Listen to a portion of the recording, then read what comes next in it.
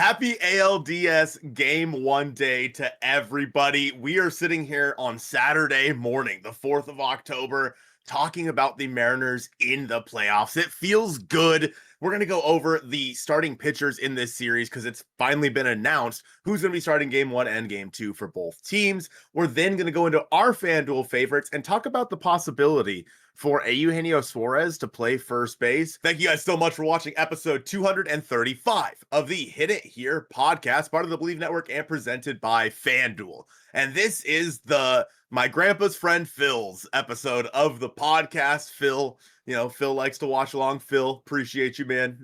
Hope you've been enjoying some Mariners baseball. Shout out to Phil. And I'm here with Joe. Joe, it's a big day. Yeah, I mean, might be the biggest day of my Mariners fandom. I've never been to a playoff game. I know you've been to one, but yeah, this is pretty exciting. A lot of, like the memes of like can't sleep, Mariners playoff baseball tomorrow kind of jokes. Yeah, that was kind of real. I didn't fall asleep till like 2 last night because I was just like giddy because we get to watch the Mariners in the postseason. They're hosting this series. The Tigers are coming to town. It's an exciting time. And there's been some updates that I think they make sense. I'm curious to fully flesh it out with you as far as why or, what goes into the decision-making process for who gets the starts in Game 1 and Game 2 for the Seattle Mariners. The Tigers, we knew a little bit before the Mariners ones were announced.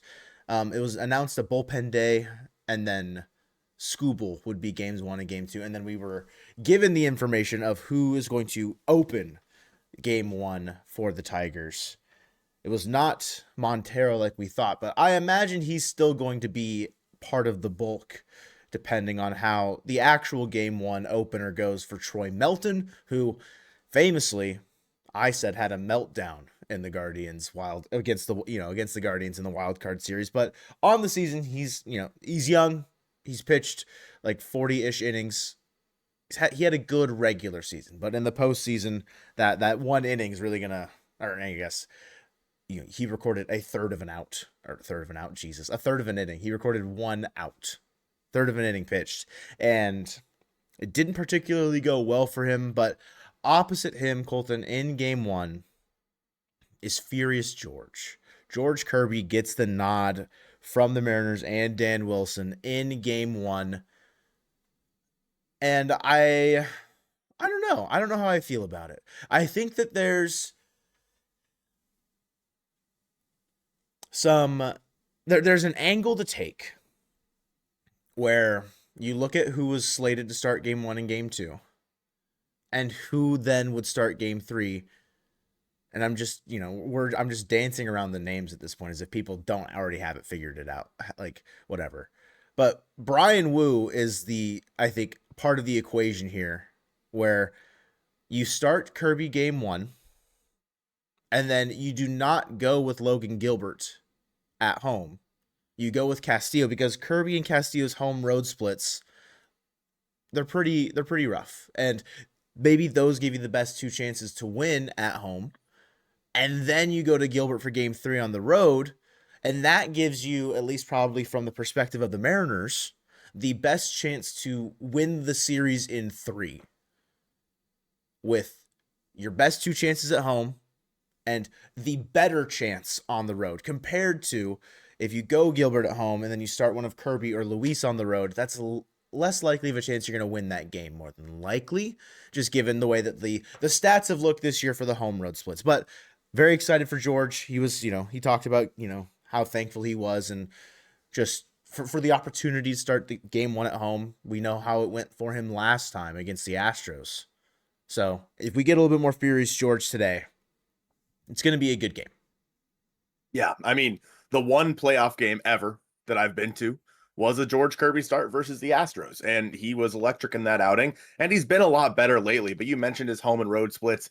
At home this year, George has a 3.38 ERA compared to a 5.16 on the road, which I mean is going to be a pretty common theme for all the Mariners starters. Of course, they're going to be better at home. That's just kind of the way it works. But George is a guy who I feel like can definitely go out there and give you a quality start, Yeah. which in the playoffs is exactly what you need. And if he can go out there against this Tigers lineup, I think that it makes sense to have him at home. It makes sense to have Luis at home because, again, Logan and normally Bryan Woo would give you the best chance to win on the road comparatively. Now, we know that Bryan Woo's not going to be on this roster, so let's hope the Mariners can win it in 3, because if they can't, game 4 potentially is like a Bryce Miller, Emerson Hancock start sort of deal, or maybe you go George on short rest. I don't know. I don't know what you do there. But on the opposite side, you mentioned Troy Melton, who has mainly been a reliever for the Tigers this year, but he's been a starter throughout his career. In the minor leagues, he was 12-12 with a 3.63 ERA over 63 games started, so 273 innings. I would assume it's not, and AJ Hinch has already said this, it's not going to be a traditional start where he's, going 6 innings or whatever. I would expect maybe 2-3 innings out of him, 2-3 out of Keter Montero, and they piece it together from there. The Mariners, for what it's worth, I feel like should be able to get to Troy Melton. It's just a little more difficult when you have the AJ Hinch bullpen warriors or whatever the hell they are that you have to face in the process. If you are going to get to Troy Melton, his worst pitch on the season has been his cutter. And if you see a cutter, he throws it 10% of the time. If you see a cutter, it's got a -4 run value, a batting average against a 360. I imagine the game plan is they're just telling him to not throw it because it absolutely gets battered around. His fastball slider combo is really good. Batting average against for the fastball 169, batting average against 146 for the slider. So if you can avoid the fastball and the slider and you see a cutter coming in, you better hit that thing out into the seats, because his other 2 pitches that he mainly throws are relatively devastating. So it's a situation where you got to pick and choose, and I think the Mariners have done a decent job of doing that in 2025. It's just a matter of, can they do it against a guy they've never seen before in Troy Melton, which can be a bit troublesome. George, on the other hand, has a very wide arsenal, a wide array of pitches. His worst pitches on the season, sinker at -4 run value. He throws it 26% of the time. I would say abandon it, but I think his last 2 starts out, he switched his grip over to Bryan Woo's sinker, and that allowed him to strike out 10 Los Angeles Dodgers over 5 innings and 7 Astros over 6 innings. So I don't know if I want to completely abandon the sinker if I'm George Kirby, but his fastball and his slider, run value of 7 for the fastball, slider run value of 6, have been his 2 best pitches. I commend the Mariners starting pitchers for how deep their arsenals are, but sometimes sticking to like the bread and butter might benefit them. And for George specifically, with the way that the strikeouts have upticked in his last 3 starts, 14 against the Angels, 7 against Houston, 10 against the Dodgers, the Tigers on the road in the second half have the 8th worst strikeout percentage in all of baseball for their offense. It's 24.2%.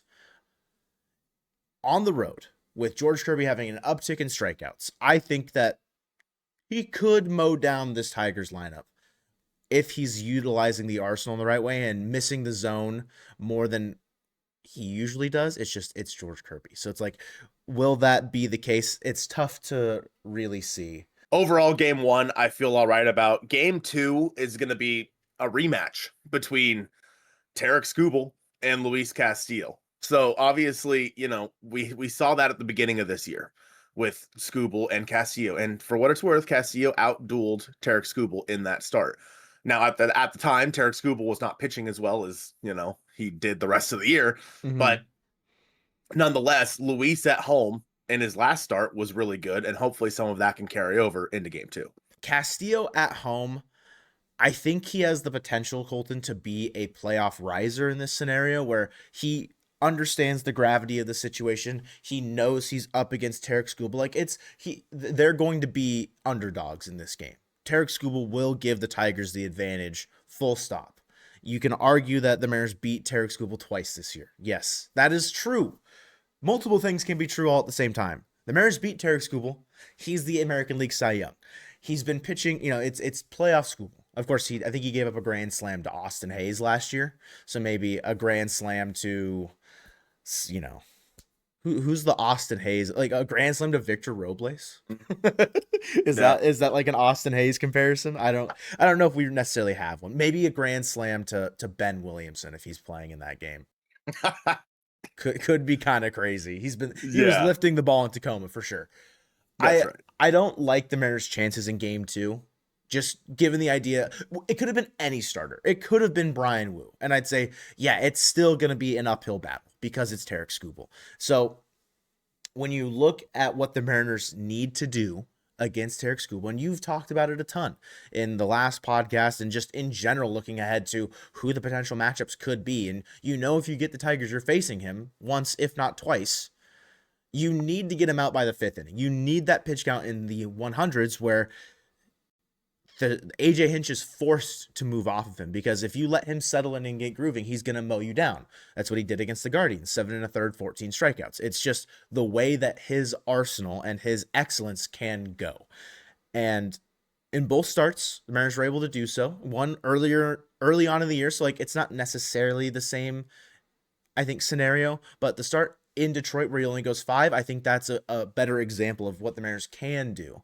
And some of the peskier guys in the lineup that can work pitch counts, like JP Crawford. I don't know if Leo Rivas gets a start in this game just based around the matchup, but there are people in the lineup that can work a deep count. And that's going to be the big key for getting Skubal out and getting to the bullpen for the Tigers, where you've exhausted some of that resource in game 1 because they've had to use the bullpen game for game 1. So it's I don't know. I don't feel it's like entirely optimistic about game 2, if I'm being honest with you. Again, it's Castillo at home, so you feel better about it, but it's hard to argue against Tarik Skubal. Yeah, on the year, Luis has a 2.6 at home compared to a 4.71 on the road in terms of ERA. So yeah, I mean, we know that Luis has been really good, but as good as Luis has been at home, that's been Tarik Skubal just all season. Yeah. He has a 2.21 ERA on the year with a 1.87 ERA plus, good for a 2.45 FIP. It's Tarik Skubal. You're going to get, you'll probably have Mitch Garver in there hitting. You'll probably, I don't know. It's going to be interesting to see kind of how the lineup shakes out, especially with some unknowns that could be going on. But yeah, those are in the first 2 games. I think that you have to get to the bullpen in game 1. You have to make sure that you are able to wear down some of those pitchers, because in game 2, you're going to be facing Skubal, and your only chance is to get him out of the game early and take advantage of the bullpen that you've already exhausted. And over on FanDuel, again, for game 1, the Mariners are favorites at minus 200 compared to the Tigers at plus 168. I don't know if that's changed since the last podcast, seeing as how we just did this. Yeah. But nonetheless, the Mariners are still the favorites to win the series at negative 148 compared to plus 126 for the Tigers. I mean, there's not a lot that's changed since the last time we did this, but overall, I think the Mariners' odds are good. It's just a matter of, are they able to get to Tarik Skubal and the rest of that bullpen for the Tigers? I think the odds shifted slightly for game 1, making it a bit more balanced, but still having a minus 200 money line for the Mariners in game 1 against the bullpen day for the Tigers does still make sense. It's still, you're pretty heavily favored.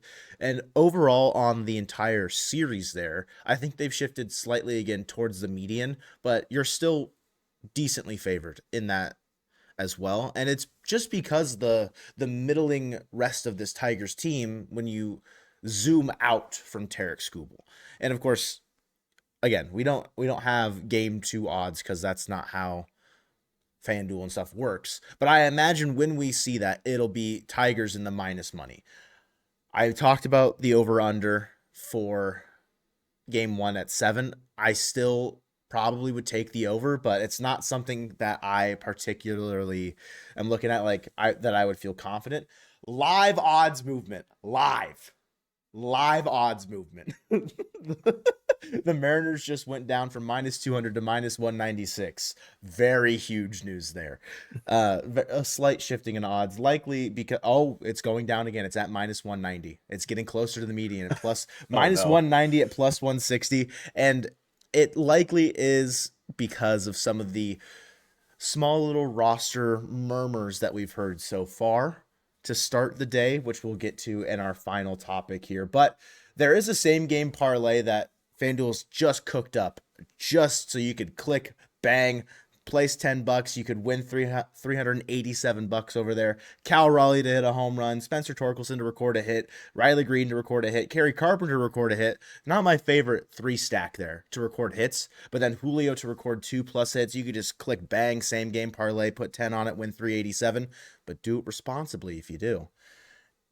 FanDuel always has same game parlays available. If you click on a specific event, usually they have a same game parlay cooked up for you. So you don't have to do all the hard work and search for it. You can just click it right there and be good to go.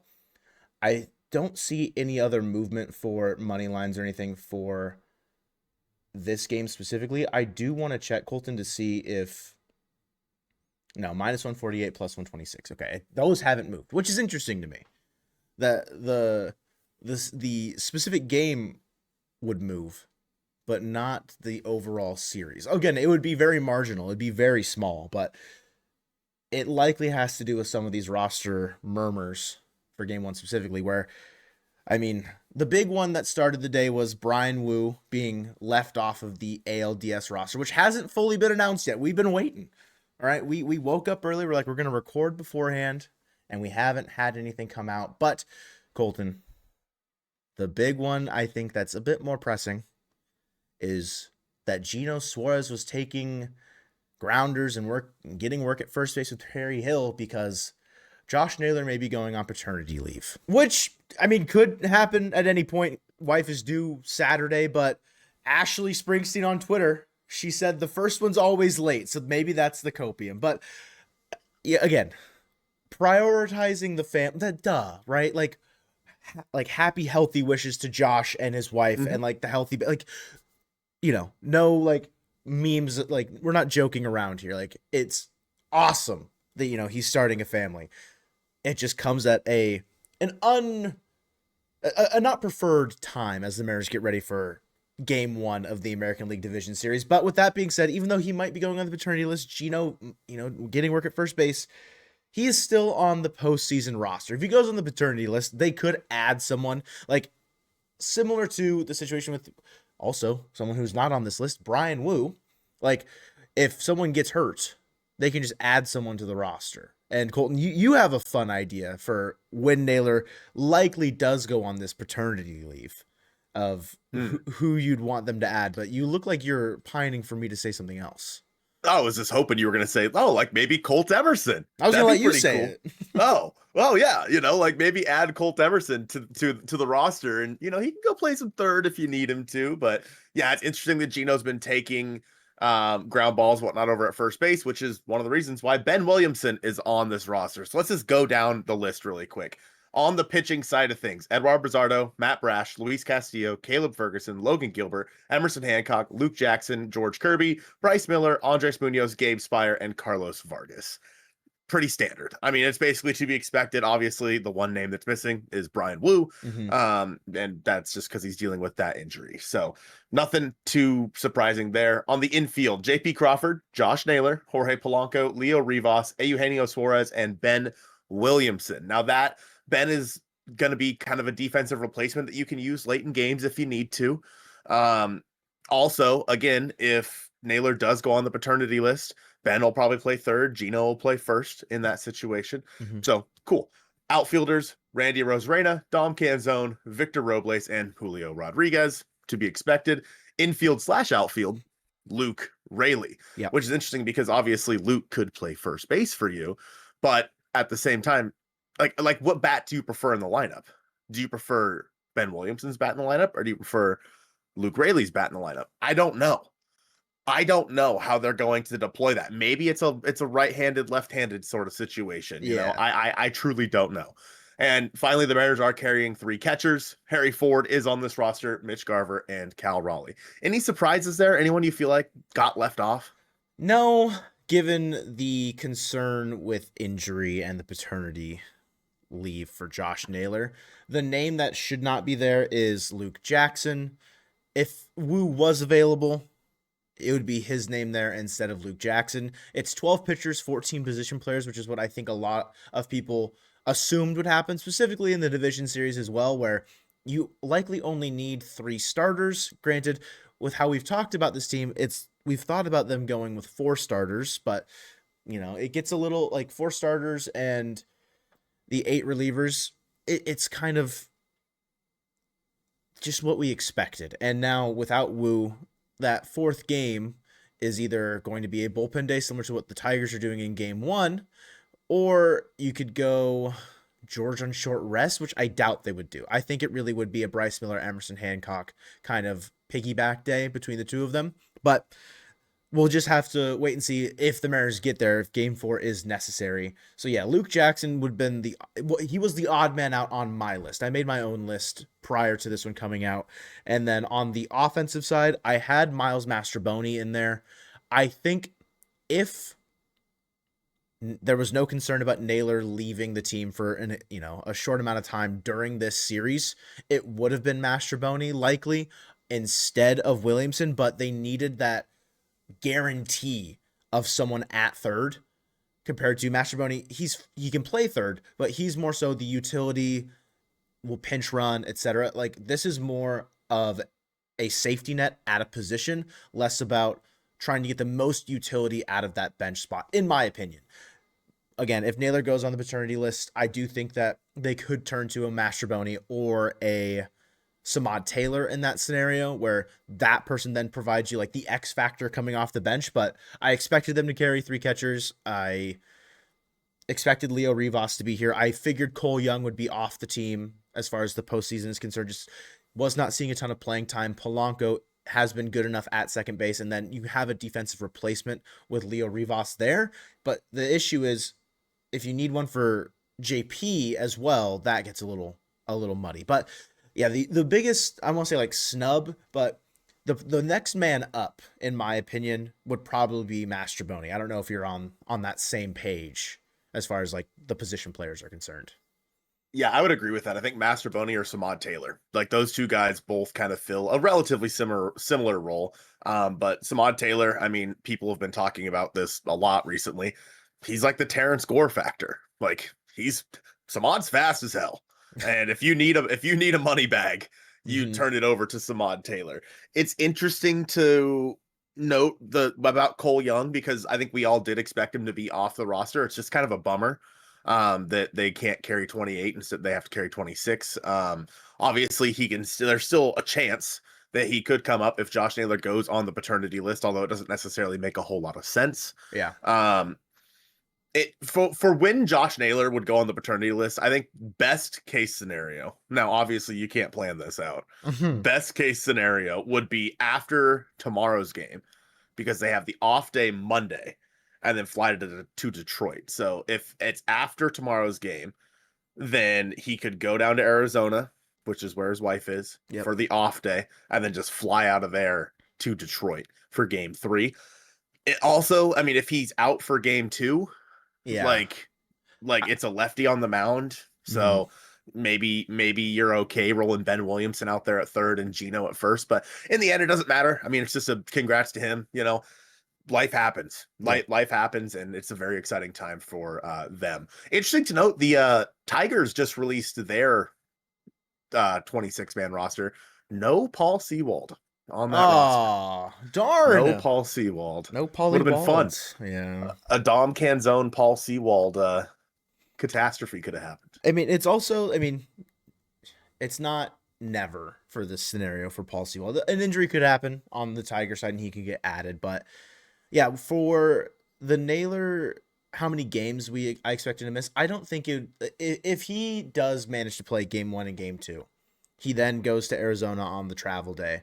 I don't think he's there for game 3. I think he would go. I think it's at least a 2-day minimum stay for what he's got going on for the paternity list or paternity leave, in my opinion. Like if he misses, if like, he's not on Hug Watch, he's on Huggies Watch at this point. If we see Josh Naylor leave at any point during game 1 or game 2, he's probably gone for the next 2 days. Huggies Watch is hilarious. Oh my god, that's funny. I was cooking that one up. Just know I used your brain cell and mine together to cook that one up. That explains a lot. I know, it's pretty simple. I just don't think it's a 1-day turnover, which can present a problem. But again, what are you to do? It's you adapt, you overcome, and you figure it out. Because props to Gino for being willing to go play first base. The Mariners, moved off of their first base insurance with Donovan Solano, if you want to even consider it that. Like in this scenario, like you're happy that you have Gino who's willing to play first. And it's not going to be pretty if he does, admittedly, but has third base looked particularly pretty as well? Like it hasn't been bad, but it hasn't been great. And the Mariners this season have been a pretty poor defensive team by a lot of metrics, and getting Gino over at first doesn't help that scenario. But then when you plug in Ben Williamson, like I think it kind of they counter each other in that way. I think that also when you look at the way the roster could be constructed in that situation, if Gino is playing first, you probably are. It's either A, the start of the game, right, the beginning of the game, and you're just like trying to score some runs, or B, there's a lefty on the mound. You don't want Luke Raley in there because if you have a lead, you're putting Luke at first base because he's just going to be the better defender at first base. Not saying much. Yeah. But he's going to be the better defender at first base compared to Gino. Yeah. And I think so. If you have a lead, you're trying to protect it or something like that, you go to Luke Raley over there at first base instead of Gino. Does that mean that maybe we see a Gino defensive replacement, have Luke at first and Ben Williamson at third? Potentially. I think that gives you the best infield defense that you can have. Not that it's really great, but with Polo at second and Gino at first. I'd be curious to see if like Polo was getting work at first base. You slide Rivas to second, Polo to first, and move Raley into like a Rosarena spot in the outfield. Like get really creative with it. But yeah, I don't know. I'm happy with the 26-man roster. I think it is a competitive roster on paper. Of course, you'd like to see Bryan Woo in there, but I do feel confident with George Kirby, Luis Castillo, and then likely Logan Gilbert going in game 3, who has pitched historically well in Comerica since 2022. Like an ERA below 2 over 3 starts. I did it when I pulled those stats up the other day.